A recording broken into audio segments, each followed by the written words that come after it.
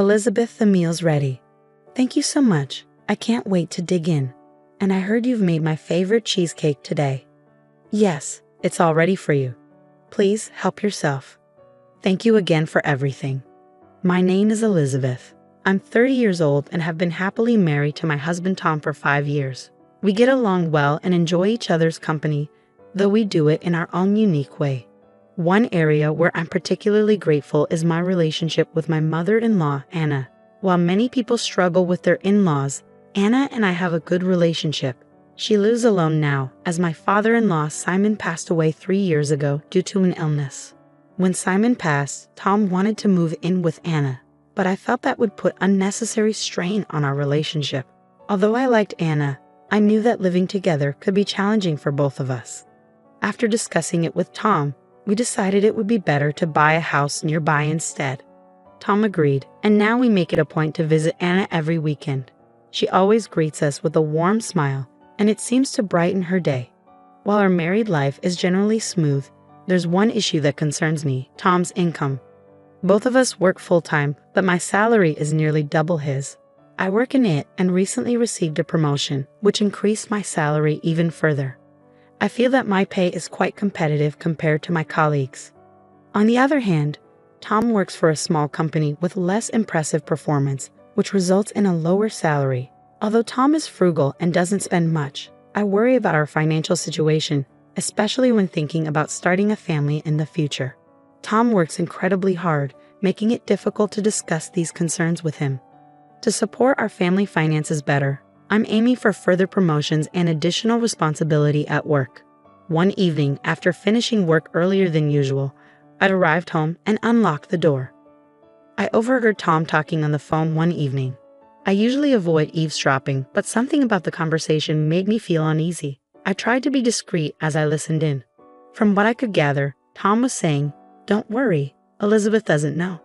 I've checked my savings, and there's quite a bit saved up now. Things are going well with the person you introduced me to, Mom. I just need to decide when to ask her for a divorce." My heart sank. Savings? Divorce? What was Tom talking about, and who was this person he mentioned? I could only guess that the person on the other end of the line was likely Anna. What were they planning? Feeling overwhelmed, I quietly left the house and went to a nearby cafe to collect my thoughts. The idea that Tom was contemplating a divorce was shocking. Was this person someone else he was involved with? And what did he mean about savings? Tom's income was modest. How could he have so much saved up? My mind was racing with questions. I ordered a coffee, hoping it would help me clear my thoughts. I took out a pen and paper to organize everything I'd heard and the possible scenarios. Gradually, a troubling hypothesis formed. Maybe Tom and Anna were plotting together to divorce me. They seemed to be stashing money away as hidden assets for Tom's new mistress. This was only a hunch, so I decided to hire a detective agency to investigate and confirm whether Tom was truly cheating on me. When I returned home from the cafe, Tom greeted me with his usual innocent smile, saying, "Welcome home." Despite his sometimes unreliable nature, I had always believed Tom to be a man of integrity. Discovering this hidden side of him was a shocking reminder of how deceptive appearances can be. A few weeks later, I received the investigation results from the detective agency. The evidence was overwhelming. Numerous photos showed Tom and his mistress entering a hotel together. It was clear that Tom was indeed unfaithful. I also uncovered the hidden savings Tom had been keeping from me. Finding proof was challenging. Tom's pay slips showed only a modest income, making it puzzling where he could have amassed such savings. Then a thought crossed my mind. I began to wonder if Tom had been showing me fake pay slips all along. Could he be forging them to deceive me? But then, I thought, Tom isn't exactly the type to handle something as complex as forging documents. If anyone were behind this, it would have to be Anna. I needed to find concrete evidence, no matter what it took. As usual, Tom and I visited Anna over the weekend. However, her behavior was unusually off. "Elizabeth, would you cook for us today?" Anna asked, her tone markedly different from before. "You know, I always cook for you. I think you should try cooking on your own more often." Surprised by her sudden change in attitude, I agreed. Until now, Anna had always insisted on cooking herself, so it felt odd to be asked to do it. I prepared several dishes using ingredients from Anna's kitchen. But when I served them, Anna refused to eat any of it. "Anna, aren't you going to try the food?" I asked. To my shock, Anna tossed the dishes into the trash and said, "I can't eat this horrible food." She then pulled out some cup noodles and began preparing them. "This is much better." I glanced at Tom, but he seemed to be deliberately ignoring the scene. So that's what it was all about. Tom and Anna were colluding to harass me and force me to ask for a divorce. Anna's bullying escalated as she tried to make my life increasingly difficult. She assigned me nearly all the housework: cleaning the bathtub, scrubbing the toilet, tidying the storage room, and handling the laundry, while she lounged on the couch, watching TV. Whenever I tried to take a break, she would scold me harshly. Despite their efforts to push me towards divorce, I remained unfazed. In fact, Anna's attempts almost made me laugh. Anna's tactics became more extreme. One day, while I was cleaning the living room, she deliberately dropped a stack of dishes, shattering them on the floor. With a smirk, she said, "Oh, I'm so sorry, Elizabeth. Could you clean this up too?" She probably thought she had finally pushed me to the edge, but I was actually impressed by her dedication to creating such chaos just to get under my skin. "Anna, are you hurt?" I asked, grabbing a brush to clean up the mess. Her irritation was palpable, and it was clear she was frustrated that her attempts to upset me had failed once again. Her frustration boiled over, and her remarks became increasingly petty. "You're so annoying," she complained. "You're always moving too efficiently. You should try to be more useless. Why are you so obedient?" Despite her continued efforts, I remained calm and focused, determined not to let her actions disrupt my peace of mind. I struggled to hold back my laughter, finding the situation almost amusing. However, Anna finally crossed a line that couldn't be ignored. One evening, as I was washing the dishes after dinner at Anna's house, she approached me and said, "You're using too much water," before slapping me on the cheek. Without thinking, I retaliated by slapping her back with my soapy hand. The impact made Anna fall to the ground. Tom rushed over, shouting, "What are you doing?" I chose to ignore him and left Anna's house. When I got home, Tom confronted me, visibly furious. "Hey, what were you thinking hitting my mom?" "She was the one who hit me first," I replied, trying to stay calm. "Yeah, but you must have done something to provoke her." "No," I said firmly. "Anna just lost her temper on her own. I can't stay married to someone who's violent towards my mother." "Oh, so you want a divorce?" "Yes, that's exactly what I want." "Fine," Tom said, his tone cold. "Let's get a divorce." I said this and pulled out the divorce papers from the drawer. "What? You already have the divorce papers ready?" Tom asked, surprised. "I anticipated this was coming," I replied. "But if we're discussing a divorce, I think Anna should be here too." "What?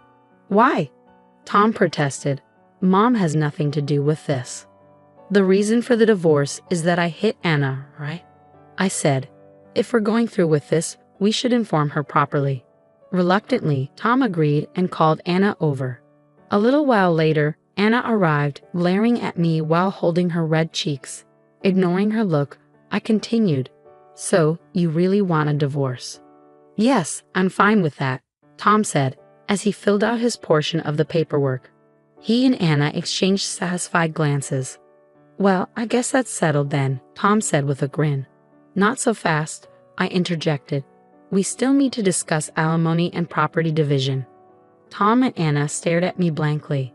"Alimony? For what?" Tom asked, bewildered. "For this," I said, placing the photos of Tom's affair, taken with the divorce papers, on the table. Tom and Anna's faces turned ashen. "You're having an affair, aren't you?" I pressed. No, it's not like that," Tom stammered. "There's no denying it," I said firmly. "The evidence of you entering a hotel room with your mistress speaks for itself." "I'm confident I can claim alimony for this," I said, determined. "No way," Tom retorted. "And I know you've been secretly saving money," I added. Tom and Anna's eyes widened in surprise. "You really thought you could get away with forging your pay slips?" I pressed. "What are you talking about?" Tom asked, feigning ignorance. "You're not capable of such deceit on your own. Anna, you were involved in this, weren't you?" "What? I would never do such a thing," Anna stammered. "Well, if you want to be honest, that's fine," I said. But if you don't confess the truth now, I will sue you for fraud." Anna's anxiety was palpable, and she started sweating nervously. "Don't accuse people without proof," she said, trying to stay composed. "I'll get proof," I assured her. "There are many ways to obtain it.